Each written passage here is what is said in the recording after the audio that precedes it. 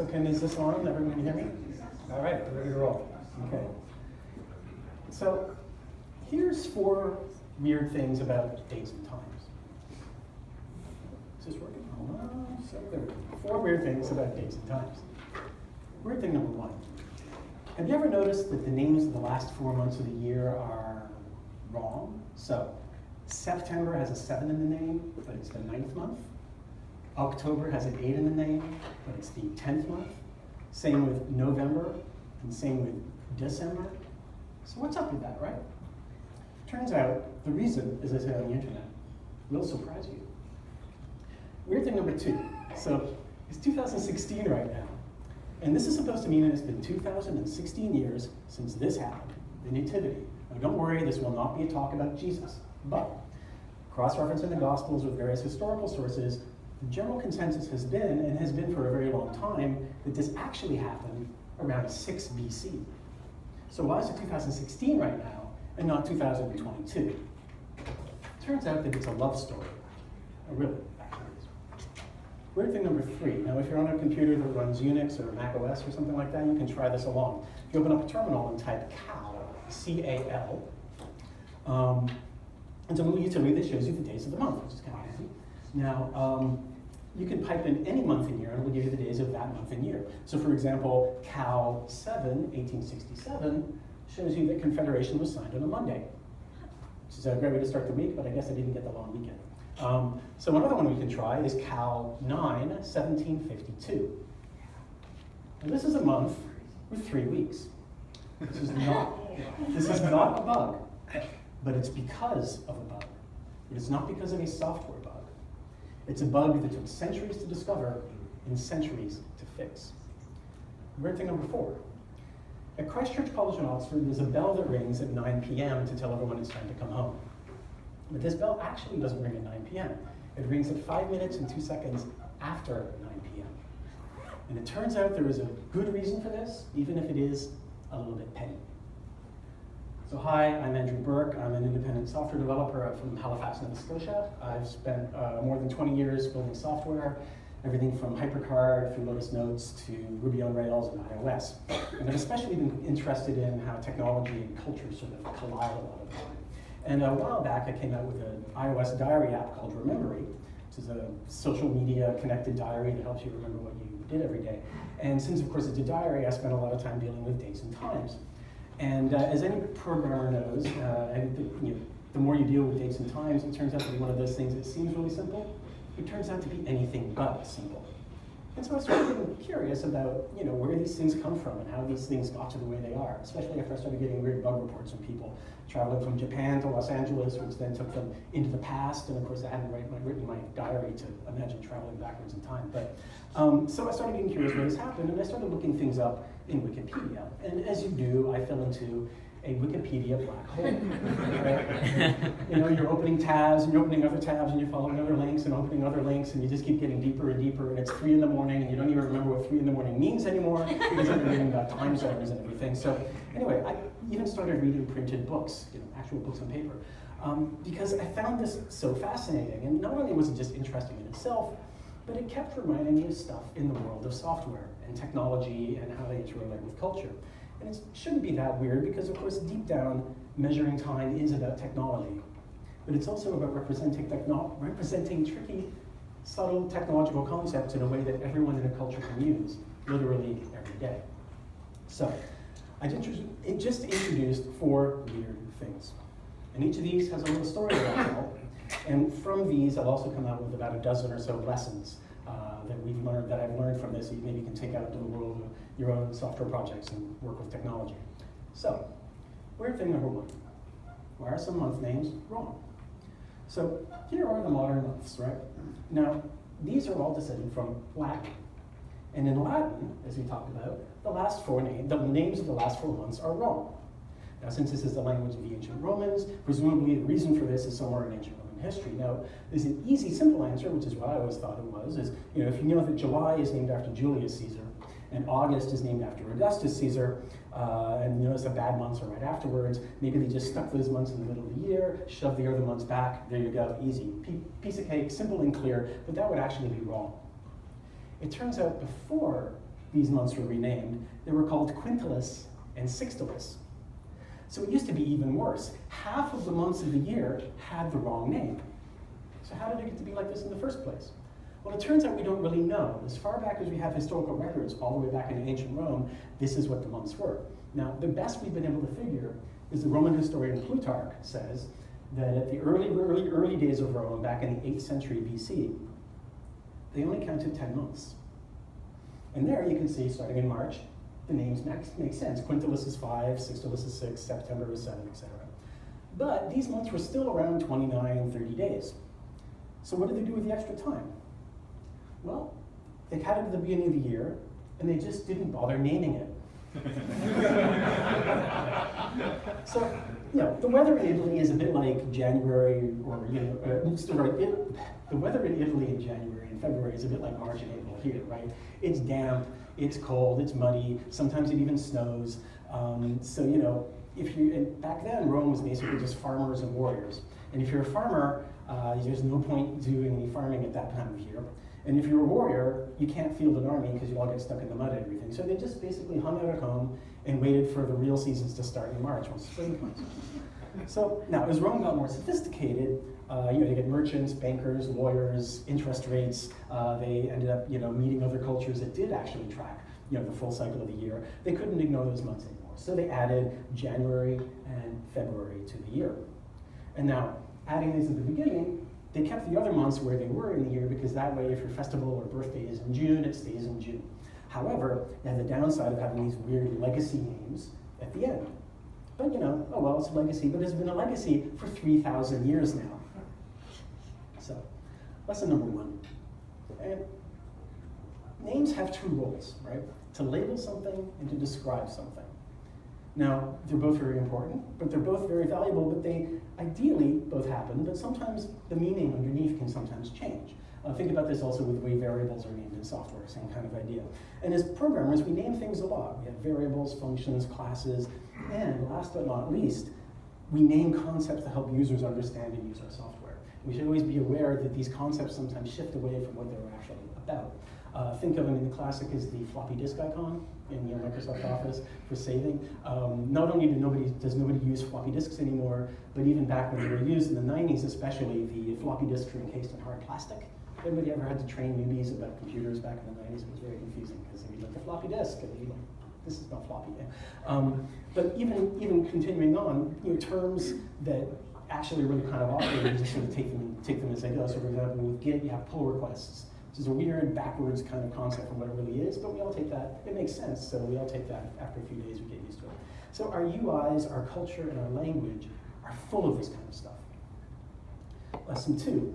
So the names we've been using are technically wrong, but that's okay, because standards don't always have to make sense.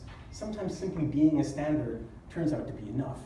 I mean, really, who cares that October means 8, but it's actually the 10th month? I mean, people didn't even know that necessarily before we talked about it. As long as Halloween is at the end or whatever, right? So the consistency of the label has been more important than the meaning. It's kind of arbitrary anyway, for almost 3,000 years. And lesson 3, the idea that people just didn't bother naming a chunk of their year is kind of surprising, but it does make some sense because people don't like to track useless things that suck. Now, as technicians, we software developers are often tempted to put all the details in to be super consistent all the way through and cover everything for the sake of completeness. But we should really think about what we can skip in the name of clarity. And I always like to think about this when I'm planning out like a user experience or something like that, or even an API. If the ancient Romans could skip an entire 6th of their year without even bothering to name it, you can probably skip a few steps in the name of clarity as well. People are actually more resilient to incompleteness than we think, especially if it helps out. So, weird thing number 2. Why is it 2016? So it's story time now. Once upon a time, in Dark Ages Britain, Queen Anne of Northumbria had a problem. That's exactly what she looked like. Well, she was in the last week of fasting for Lent. Her husband, King Oswy, was already celebrating Easter. And this was religiously and politically awkward, and it was no good for their relationship. And this situation turns out to have been the pivot point that determines how most of the world reckons what year it is. Now, historically, most people counted years in very short-term things, like the reign of a current king, or how many years since a big event happened of some kind. And only specialists like astronomers or historians needed to worry about longer time frames. And so this didn't really matter for day to day, except for Easter. Various theological and symbolic reasons, Easter is closely related to the Jewish festival of Passover. Now, quick detour about calendar facts. There are some obvious ways to divide up time. So there's the day, which is a day and night cycle. There's the month, which has traditionally been the full cycle of the phases of the moon. And then there's the year, which is the whole circuit through the course of the lengths of the days, the equinox and solstice, or if you're paying really close attention, the movement of the sun through the houses of the zodiac and things like that.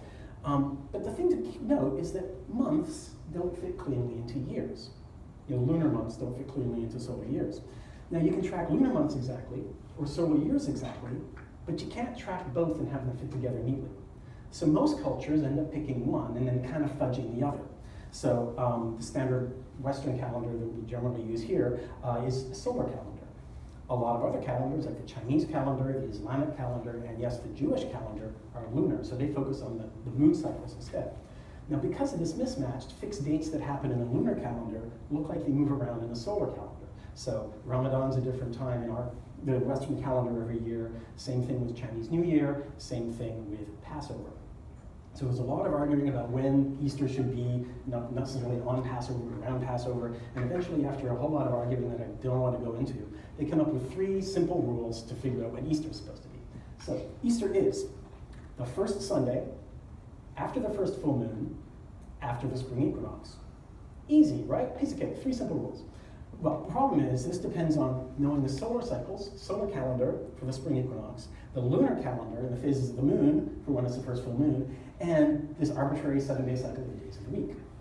And this gets kind of complicated. There's also all sorts of edge cases, like what happens if it's a full moon on a Sunday, what time on Sunday does the full moon happen, there's regional limits with other festivals and stuff like that, and it got really complicated. And it used to be you could just have the head priest would just say when it's going to be Easter, and they'd let everybody know in a newsletter. But when your empire stretched from northern Britain all the way down to Iraq, it was difficult to get the message out in time, especially because Easter is fairly early in the year.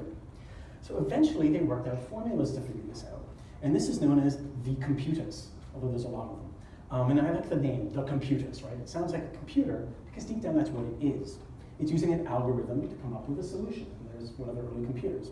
Now, here's what the computus, one of the modern computuses, looks like in Python. The Wikipedia article on computus is really cool, and it's got various examples in code as for how to do it. Now, okay, imagine it's the Dark Ages, and you're trying to figure this out by hand, using Roman numerals, and without the concept of decimal fractions, right? Doing it, just figuring this out, solving this equation is pretty tricky. Figuring out what this equation should be in the first place is even tougher. So let's go back again. Let's say, you ever had that where you're working on a project and management comes down and says, okay, we had these big heavy meetings for weeks, and we finally figured out 3 simple rules for this business process. We're a piece of cake, 3 simple rules. How quickly can you implement that? We need this ASAP. And you're like, 3 simple rules, I get that done by the end of the day. I'll get that done by lunchtime, no problem, right? And then you get this. I mean, look at all this code, look at all these magic numbers, 29,578. I'm still not sure what that number is. I think it's a number of days in a 4-year, 19-year lunar cycle minus an offset. It gets so complicated. So it's easy, as you can see, to get wrong. It's also hard to tell if it's wrong. So lots of people made attempts at this, and people just latched onto these computuses and ran with them. So there are many, many different computuses. And people became attached to their own personal computus. So here's where it gets personal. Now, mid-7th century in Britain, this isn't England, this is Britain because it's lots of little kingdoms. Queen Infled is from Kent, which is a rich kingdom in the southeast corner with very close ties to France and the rest of the continent. And she uses a computus from Rome. She marries King Oswy of Northumbria. Now Northumbria is all of northeast Britain, all the way up into what's now Scotland, north of Hadrian's Wall. So literally, he is the king of the north. And he uses a computus from Ireland. And these computuses were different enough that almost every other year they had Easter at different times, usually about 1 week, sometimes more apart. Now, this is about a lot more than just hunting for painted eggs. Easter is the biggest festival of the Christian year, especially back then. Also, the whole 40-day period beforehand is Lent, when people fasted, abstained from meat, alcohol, and of course, sex. So Easter wasn't just a big deal spiritually, it was a big deal relationship-wise, and afterwards also your life can return to normal. So if one of you is celebrating Easter with a big feast and everything, and the other one is still sort of having to abstain and sit in the corner and eat soup, it can cause a lot of issues. Now, Ainfled refused to change her ways. And also their children, future kings and queens, were growing up and being forced which parents' Easter they had to follow. Mommy, Daddy, stop fighting, right?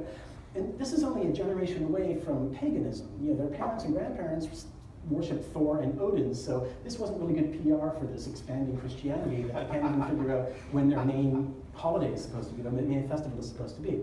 So, King Oswy finally called a meeting of all of his theologians at Whitby to figure this out once and for all. And after much debate, the Council of Whitby decided on the computus, the Roman computus, used by Ainfled. And so Oswy and his kingdom switched over, and soon this was adopted all across the British Isles, except for Wales, because, well, there's always somebody, right? Anyway, finally, they could celebrate Easter together, and they lived happily ever after. More or less. And they're happier than these folks got. But what does this have to do with it being 2016 right now? I mean, nice story, okay? But what does it have to do? Well, the computus that won at Whitby was created by a monk named Dionysius Exiguus, or Dennis for short. He based his computus on solar year calculations from Alexandria in Egypt. Now, the Egyptians have been doing very sophisticated date calculations, especially solar year date calculations, for over 4,000 years. And at this time in history, for various reasons, a lot of them kind of passive-aggressive, they used as a baseline for many of their calculations the start of the reign of the Emperor Diocletian. Yes, I'm mixing fandoms, I'm sorry. And this year is the year that we call 284. Now, Diocletian wasn't really this bad, but he was the last great persecutor of Christians right before the Roman Empire switched over to being Christian just a few decades later. So it seemed a little wrong to use to commemorate the date that he became emperor when you're trying to figure out when the biggest Christian holiday of the year is. However, Dionysius noticed that all the various cycles of leap year and the solar and the lunar cycles and everything all kind of happened to roll back cleanly to a date 284 years earlier than the accession of Emperor Diocletian. And this turns out to be pretty close, but not exactly, but pretty close to the year of the Nativity. So this seemed to be a much better thing to base your calculations on. So he used that number as the baseline for all of his Easter stuff, for figuring out his computus. Even if it wasn't entirely accurate, it's just a baseline for figuring out Easter. It's not a big deal, right? It's just a scratch note. However, in 731, a monk named Bede wrote the Ecclesiastical History of the English People. And it covered 800 years of history. It was this vast epic. It covered from the Roman invasion of Britain all the way up to the present day. Now, Bede was from Northumbria, and the Council of Whitby was a major event in history that he wrote. So he was this huge fan of this Dionysian computus, because it was part of the whole harmonizing of Britain. And he noticed that number reference was really handy for exactly the kind of time period that he was writing about. So he started using these Anno Domini years as a basis for recording when things happened in his history. And that's fine, but this history book then became this massive bestseller, as much as you can have a bestseller in Dark Ages Europe, but it was copied out a lot, and became hugely popular all across Europe, and almost every monastery and library ended up having a copy. The Emperor Charlemagne was a huge fan of this book, even though he was illiterate. He had people read it to him. Anyway, soon other historians, of course, would write similar books about their countries and use the same year system for the baseline, because that way you could compare across and have everybody on the same track. And eventually this started spreading out into politics and other things and other parts of society, and that is where now it's 2016. So it's 2016 now because of a king, a queen, a dead emperor, the Jewish lunar calendar, 2 monks, and a book. And Jesus kind of, sort of, but not really. Yeah. Lesson 4. We saw how tricky calculations in edge cases can lead to all those computuses and such, and eventually cultures competing based on which computus they used. That's because edge cases can become expressions of individuality in culture. And if everybody agrees about something, it's not an issue, right? But if people disagree about everything, then they don't really have anything to compete about. But if people agree about most things, but disagree about certain details, then there's ways to compare and compete. And these comparisons often end up leading to cultural identity. So think of Canada versus the USA, Nova Scotia versus New Brunswick, right? VI versus Emacs, iOS versus Android. I'm a iOS Emacs user from Nova Scotia. Anyway, these differences can be about something as small as implementation of an edge case, like here, but they become a huge key part of who you think you are, and who you end up hating, right? Lesson 5. Notice how the year numbering started as a handy scratch reference to make calculations easier, but then got used in a book, which turned out to be super influential. And then the good enough scratch reference date became authoritative. That's because temporary things often end up becoming permanent. And we see this kind of thing all the time in software, right? If you haven't noticed this yet, look at any of your favorite libraries and see all sorts of things. Malloc, I know, is one of the big ones that turned out. The big implementation everyone uses has a big comment at the top saying, oh my God, don't use this is just a temporary thing, and it's been the baseline for decades now. Zero reference counting for arrays is another one that actually was a stopgap measure because of the way a CPU worked back in the 60s. But weird thing number 3. What's up with 1752? Now this is the story of a bug. Now remember how Easter is based on the spring equinox. And over time, as people worked on these computuses, they noticed that the equinox was actually drifting later and later in the year. So to figure this out, we have to go back to ancient Rome again. Now, as we saw, days, months, and years don't fit together. And if you're working your calendar on one, you have to make adjustments. Now in ancient Rome, adjustment days, this is later, they finally had 12 months by this point, but adjustment days were added on an ad hoc basis by politicians. So you can imagine what could possibly go wrong, right? And also what's worse is these were considered bad luck. So, if there's a big war going on, you don't want to be the one politician who decided to add a bunch of extra month to the year, and that's the month where the Carthaginians come and take over your colonies. So, and this, of course, is ancient Rome, so they're at war a lot with a lot of people. So sometimes these adjustments would be skipped for decades. The year would get completely out of whack, and you'd have these gigantic 600-day years where they throw everything back into sync again. So this was finally fixed. It was a complete mess. It was finally fixed by Julius Caesar. Now, he'd been spending a lot of time in Egypt with Cleopatra, and as we talked about earlier, Egypt has a huge, long tradition for thousands of years at being really good at solar calendars. So he ended up with one of the many reforms he did was he implemented the Julian calendar, and it's pretty close to what we have today. He standardized month lengths to the lengths that we have now, and the big revolution is he set up the leap year.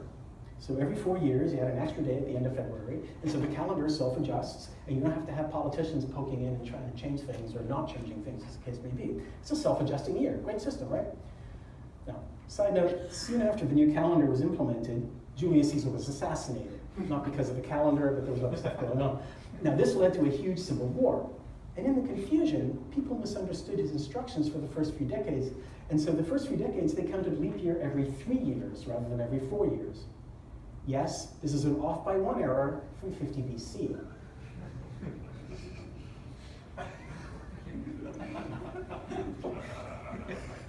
So if you think of cache invalidation as the sense of cultural leftovers, even after the context has changed, like month names, we've covered all 3 of these, and we haven't even reached 1000 AD yet. Anyway, so the Western world now had a consistent, predictable, self-correcting calendar that was free from all the manual adjustments and meddling politicians and all sorts of other stuff.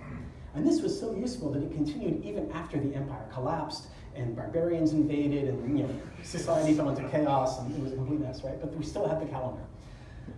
But the year isn't 365.25 days.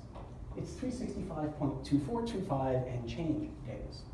So it loses approximately a day every 100 years. And since we had barbarian hordes running around all the time, people weren't really that concerned about, in a century we have to, So by the time of Dionysius and Infled, they were already about a week different from the astronomical year. Now remember that Easter is based on the spring equinox, which is supposed to be March 20th, but it was kept shifting over and over and over again. It made these calculations even more difficult to do. Now by the High Middle Ages, we're talking about 10 days of difference. So this is a bug. That is a bug. That is actually the first recorded bug from Rear Admiral Grace Hopper on their old vacuum tube machine. They found a moth in one of the relays. This is a bug in a critical system that everybody uses every single day. And every power in Europe had to figure out how to fix this. Now this is why I love studying history, because of course every programmer and every team and every company has to deal with bugs, rounding error bugs like this one, and all sorts of complicated things. And it's often tempting to think we're the first people who've ever had to deal with this kind of weird stuff. Well, this is popes and kings and ancient astronomers having to deal with these kinds of things and figure out how to deal with a bug management, right? Finally, several centuries of trying, in 1563, at the Council of Trent, they worked it out. So, you skip leap year, you have a leap year every 4 years, but you skip the leap year every century, except you don't skip the leap year every 400 years. Now, if you may remember, that was one of the more obscure of the Y2K bugs, because Y2K was one of those 400 years where you didn't skip it when you should have. But if you didn't, anyway, it was one of those messy ones. So they cut 10 days out of the calendar to get the equinox back in sync. Now this council was called by Pope Gregory, and so this calendar, this Justice calendar, is now called the Gregorian calendar, and it's what most of the world uses today. Awesome. Bug mark is resolved, close the ticket, we are done. But wait. By this time, Europe was now split between Catholics and Protestants, and they didn't really get along. So Protestant churches in Protestant countries weren't just going to go change their entire calendars on the basis of what some pope down in Rome said. Maybe it's some kind of weird plot, right? So for several centuries, half of Europe was about 10 days ahead of the other half. So you could leave France and arrive in England in the past, which, as you can imagine, gives historians unbelievable headaches for the 200-odd years where this happened, because you can't guarantee when an actual date is supposed to be. So now in England, well, eventually the various non-Catholic countries work things out. Remember how the date slips by a day every century or so? So England started worrying about this in the late 1600s. Hello, we need to figure this out before 1700 or else it'll even get worse, right? They'll add an extra day, it'll even be worse. Okay, guys, it's really important now to have this fixed by 1700. Now, this is a picture of what English politics looked like at the time. So you can see it was probably a little hard to get things, done in a timely and efficient manner. Well, the English Parliament did eventually pass a bill in September 1752, only a few decades late, and, well, they updated their calendar on that month, and that is what you see in Cal. At least if you're in Canada, US, and Britain. If you're in France and using Cal, you'll get the 1582 date, so it's really interesting. It switches based on where you are. Now, of course, Cal, being a Unix command, has enhanced versions. There's one called ncal. And ncal, if you give it the E flag, will give you Easter for every given year, so you actually have a computus in your computer, which I thought was cool. Now, ncal-p will give you the internal database that it has for when the Julian Gregorian calendar switch happened, and this is kind of a fascinating history lesson. I could have done a whole talk just on this. You can see the whole range of dates from a whole bunch of Catholic Europe went in the 16th century, Protestant Europe went at various points over the course of the 18th century, and a lot of places in the East, the Middle East and the Far East went in the 20th century. You can see Turkey went in 1926 when Ataturk westernized the country, and what's actually kind of neat is the October Revolution in Russia, during the Russian Revolution in 1917, actually happened in November in the rest of the world. So if you're doing historical research on the Russian Revolution, you want to see what the London Times said about it, you have to remember that there's actually the dates are offset. But in fact, not everybody is on board yet. Eastern Orthodox churches, like the Greek Orthodox Church and the Russian Orthodox Church, still use a Julian calendar for the liturgical year, which is why the Christmas and Easter for Russia and Greece and other places like that are always about a week and a half later than Protestant and Catholic Easters. So, lesson 6. Bugs aren't just in software. Software is simply a kind of a codified process, and there are many other codified processes out there in the world. Lost luggage is a kind of a bug in a process, right? So this leap year situation was also a kind of a bug. So it's interesting to look at things in the world outside of software as bugs. It's just a way to sort of look at the world, right? Although obviously unit tests can be a bit trickier. Lesson 7. Just like bugs are difficult to fix in live software, calendar bugs are actually difficult to fix because, of course, it's something that's running all the time and everybody's using it. Applying patches to a live culture can be tricky. So like any bug, you have to figure out the problem. And then you have to figure out a solution that works. And then you have to try to get people to accept it. And so these problems often aren't technical as much as they are cultural. And the cultural problems often become much bigger than the technical ones. And this, as you can see, this is an ongoing issue going on with things like social media, things like Twitter, where they're addressing things from a technical standpoint. Meanwhile, there's a huge pile of cultural issues that are going on, and they're not quite on the same page with them. And technical people are often surprisingly unaware that they're impacting culture often more than they are impacting technology when they make a change. And lesson 8. And this is one of the reasons I love finding out about history. If you think your project is taking too long, or the standard you're working on is weird, or the requirements are conflicted and confusing, and the users are resisting your changes, you're not alone, because every large project is a fiasco. You're not the first, you won't be the last, and many people throughout history have probably had it much worse than you. Okay, weird thing number 4. Oxford time. So by 1752, dates had settled down, but time was just starting to get interesting. Now, telling time is mostly been about figuring out when it is in relation to noon, right? It's pretty easy to figure out when it's noon. You just see where the sun is at its highest point in the sky.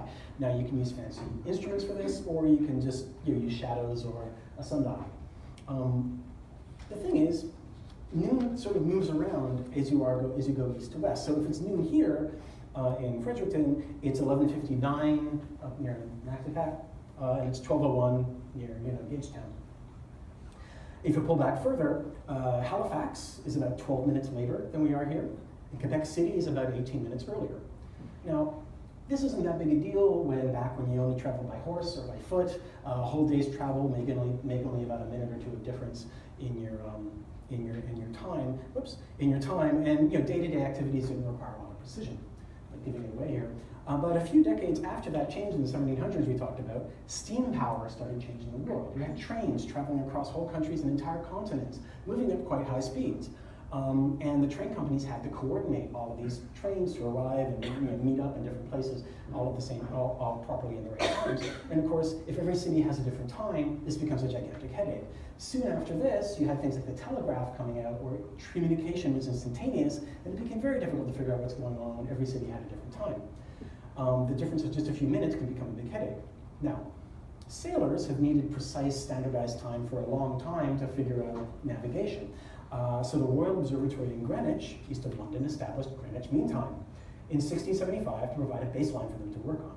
And railroad networks really loved this, so they started standardizing on GMT as early as 1847. And finally, all of Britain officially standardized on GMT on August 2nd, 1880. But not everybody was a big fan of this change. Why say it's noon when clearly you can look out the window and see that it isn't noon, right? A lot of places resented being mandated mandated this correct time. So many places, many clocks from that era ended up having two sets of minute hands, showing GMT time and local time. So this one is from the Bristol Exchange in Bristol, and it's at 2 degrees and 35 minutes west, or 10 minutes earlier than Greenwich Mean Time. And you can see they actually have, there's a laser here, 2 minute hands, doesn't show anything, 2 minute hands that are about 10 minutes apart. One is official time, central Greenwich time, the other one is local time. Now Oxford is 1 degree and 50 minutes west, which is, you guessed it, 5 minutes and 2 seconds earlier than Greenwich. So Oxford time, the time that bell rings, is simply the correct time in Oxford if you're actually paying attention to the sun and in petty resistance to the central Greenwich London Authority, right? So this is why at Christ Church College, you can be 5 minutes and 2 seconds late for class because you're not actually late in Oxford. You're only late in London, and this is Oxford, this isn't London. So, lesson 9. The UK is like many other places, where the big main city is kind of resented by the rest of the country, right? A lot of places have that. Nova Scotia kind of resents Halifax. Everyone resents Toronto, same kind of thing. Never underestimate the durability of a passive-aggressive grudge. Oxford time has been going on for 140 years now. Lesson 10. And so one of the biggest revolutions in time tracking and one of the foundations of our global civilization, standardized time in time zones, actually made things less correct. There's almost no place on Earth where noon actually is when the sun is at its highest point in the sky. Very, very few places actually have that. So wrong but consistent is often more useful than correct and messy. I know the engineer in us cringes all the time, but this is true. It's true, and it's the way that sometimes big progress has to go. You can't just always be correct because it makes everything else messy. So we've learned about 4 weird things and what's going on behind them, and hopefully learned a few lessons along the way. Now, all this history might be kind of interesting in an abstract sense, but we're past all that now. It's in the 21st century, right? This doesn't happen anymore. Well, last year, about a year ago, Amazon had to come out with this really complicated plan for how to deal with a leap second that was being added at the end of June in their EC2 compute cloud. Because the previous time they'd added a leap second, it screwed up all sorts of systems, and there was crashes and everything. So imagine you have cron jobs running, you have diagnostics that are based on how long things take, and they cross that extra second, things just all sort of start falling apart. It just becomes a mess. So that was one item.